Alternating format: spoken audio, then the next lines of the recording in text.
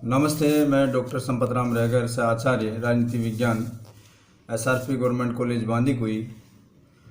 आज हम MA final के पेपर 6 में भारत में दलीय व्यवस्था का स्वरूप क्या है इसके बारे में अध्ययन करेंगे।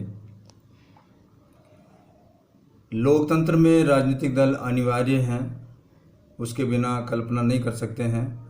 राजनीतिक दल बहुत बड़ी सीमा तक हमारे जीवन के लिए महत्वपूर्ण अंग बन चुके हैं। राजनीतिक शब्द का उच्चारण करते समय उसमें राजनीतिक दलों की ध्वनि झंकृत होती है, सुनाई देती है। लोकतंत्र चाहे उसका कोई भी स्वरूप क्यों न हो, राजनीतिक दलों की अनुपस्थिति में वो अकल्पनीय है, उनकी कल्पना नहीं की जा सकती है। इसलिए उन्हें लोकतंत्र का प्राण कहा गया है। यदि राजनीतिक दलों को शासन का चतुर्थ अंग भी मान लिया गया है या कहा गया है कि ये शासन के चौथा अंग है, वैसे शासन के 3 अंग हैं, व्यवस्थापिका, कार्यपालिका और न्यायपालिका। उसी प्रकार से इसको चौथा अंग के रूप में माना गया है। इसके शब्दों में या इसी के संदर्भ में प्रोफेसर मुनरो के शब्दों में लोकतंत्रात्मक शासन दलीय शासन का ही दूसरा नाम है।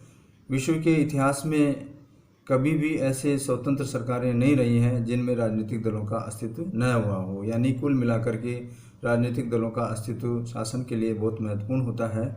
इसी के संबंध में मैकाइवर के अनुसार जिस राज्य में दल प्रणाली नहीं होती है उसमें क्रांति ही सरकार को बदलने का एकमात्र तरीका होता है। इसी के अलावा हरमन फाइवर के शब्दों में दलों के बिना मतदाता एक ऐसी असंभव नीतियों का अनुसरण करने लगेंगे जो उन्हें शक्तिहीन बना देगी या उसको विनाशकारी, और जिसमें राजनीतिक दल यंत्र ध्वस्त हो जाएंगे।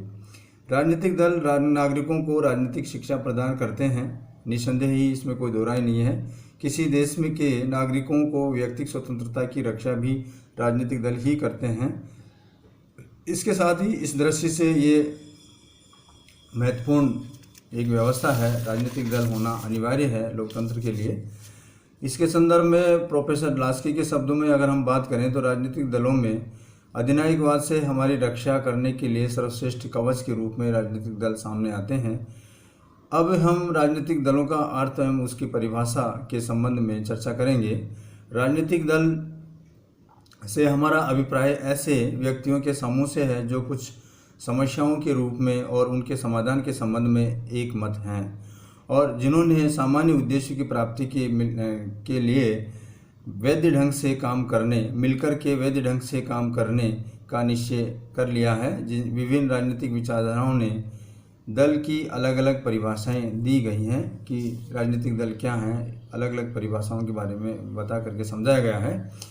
न्यूमैन के अनुसार राजनीतिक दल एक स्वतंत्र समाज में नागरिकों के उस व्यवस्थित समुदाय को कहते हैं जो शासन तंत्र को नियंत्रित करना चाहता है और उसके लिए जन सहमति में भाग लेकर अपने कुछ सदस्यों को नागरिक पदों पर भेजने का वो प्रयास करते हैं।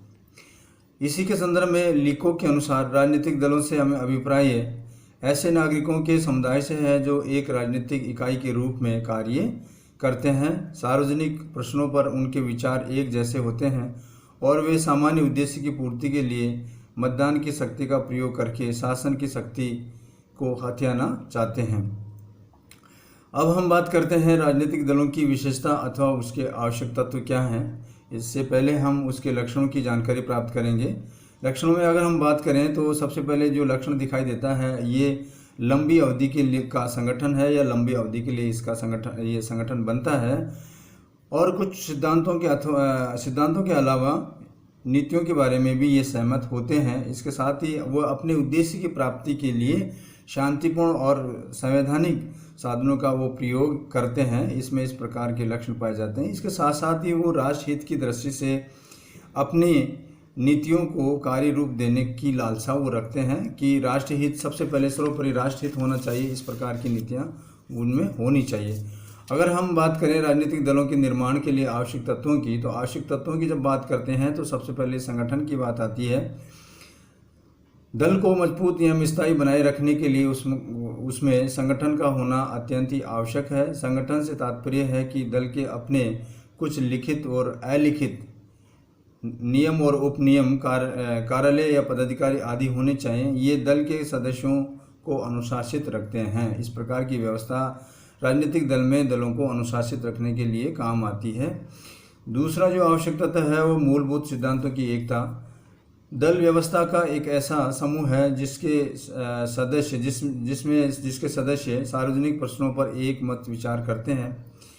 प्रश्नों की बारीकियों पर उनके मतभेद हो सकते हैं, लेकिन वे सब मौलिक सिद्धांतों पर एक मत होते हैं। सिद्धांतों की एकता ही राजनीतिक दल को ठोस आधार प्रदान करती है। सैद्धांतिक एकता के अभाव में दल की जड़ें हिल जाएंगी। अगर ऐसा नहीं है तो दल कमज़ोर हो जाएगा उसका, और साथ में उसका विघटन भी हो जाएगा, वो खंडित भी हो जाएगा।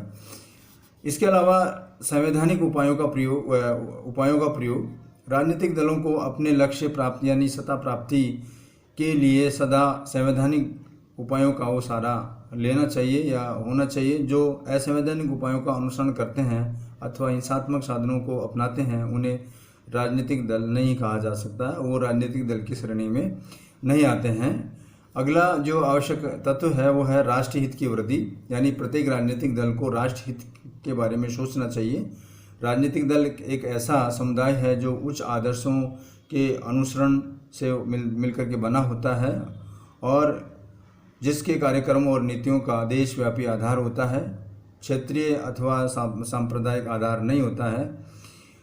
उसे किसी विशेष जाति, धर्म, संप्रदाय या वर्ग के हित की उपेक्षा राष्ट्र हित की अभिवृद्धि हेतु चेष्टा करनी चाहिए। यदि कोई संगठन वर्ग, जाति या संप्रदाय विशेष का हित साधते हैं तो यथार्थ में उन्हें राजनीतिक दल नहीं कहा जा सकता, यानी वो राजनीतिक दल की श्रेणी में नहीं आ सकते हैं। अब हम बात करते हैं राजनीतिक दलों के आधार की। इसके आधार क्या है, यानी इसकी उत्पत्ति के आधार क्या है, किस प्रकार से ये बनते हैं। पहला आधार है मनोवैज्ञानिक आधार पर समान विचार करने वाले राजनीतिक कार्यक्रमों को क्रियान्वित करने के उद्देश्य से विभिन्न दलों में संगठित हो जाते हैं और इस भांति प्राय 4 प्रकार के व्यक्ति देखने में आते हैं। पहला व्यक्ति किस प्रकार का नेचर का व्यक्ति होता है, वे जो प्राचीन संस्थाओं और रीति रिवाजों में वापस लौटाना चाहते हैं, ऐसे को हम प्रतिक्रियावादी कहेंगे। दूसरे नंबर पे वे जो वर्तमान में किसी प्रकार का परिवर्तन नहीं चाहते हैं, उनको अनुदारवादी कहेंगे। और तीसरा, जो वे वर्तमान परिस्थितियों में सुधार करना चाहते हैं, उदारवादी कहलाएंगे।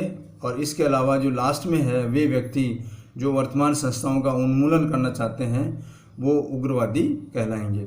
इस प्रकार जैसे जैसे लोगों का स्वभाव होगा वैसे वैसे प्रतिक्रियावादी, अनुदारवादी, उदारवादी और उग्रवादी दल बन जाएंगे। तो ये एक बेसिक आधार है, बड़ा आधार है। इसके अलावा वातावरण का प्रभाव, दलों के निर्माण में वातावरण का योग भी कम महत्वपूर्ण नहीं है। जिस वातावरण में बालक रहता है उसका प्रभाव व्यापक रूप से उसके मानस पर पड़ता है, ये स्वाभाविक है।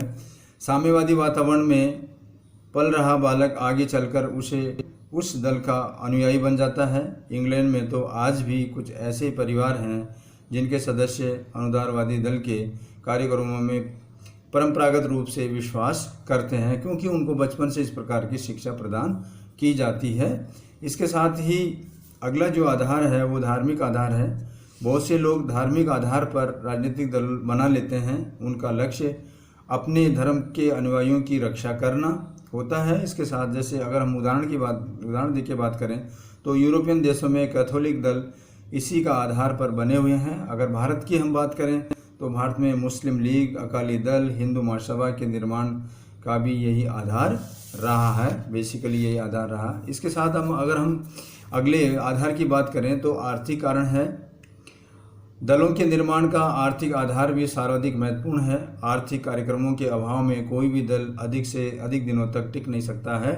राजनीतिक दलों में को राजनीतिक महत्व तभी प्राप्त हो सकता है जब उसके पास आर्थिक कार्यक्रम हो या आर्थिक कार्यक्रम वो बना करके चलता है। शिक्षित जनता पर तो आर्थिक नीतियों का व्यापक प्रभाव पड़ता है। एक सामान्य आर्थिक कार्यक्रम द्वारा ही राजनीतिक दल समाज के विभिन्न वर्गों को सामंजस्य उत्पन्न करने की चेष्टा वो करता है। अगला जो आधार है वो नेतृत्व का है। प्राय राजनीतिक दल अपने उच्चतम नेता के व्यक्तित्व की प्रतिछाया होता है। वह उसके उन जिन आदर्शों को आगे बढ़ाना चाहता है उसके अनुयायी बिना सोचे समझे उसी सांचे में डलते हैं, क्योंकि दल में प्रत्येक व्यक्ति न तो विचारशील होता है और न ही उसमें कोई तार्किक बुद्धि होती है। वह अपने नेता के चारों ओर घूमने वाला एक नक्षत्र मात्र होता है। अगला जो आधार आता है वो विचारधारा का आधार आता है। इसके संबंध में राव शेख के शब्दों में अगर हम बात करें तो एक राजनीतिक आंदोलन को जीवित रखने के लिए विचारधारा का होना अति आवश्यक है। बिना विचारधारा के कुछ नहीं कर सकते हैं। विचारधारा की अनुपस्थिति में आंदोलन अंधकार और तथा अनिश्चितता में ही छलांग लगाता रहेगा।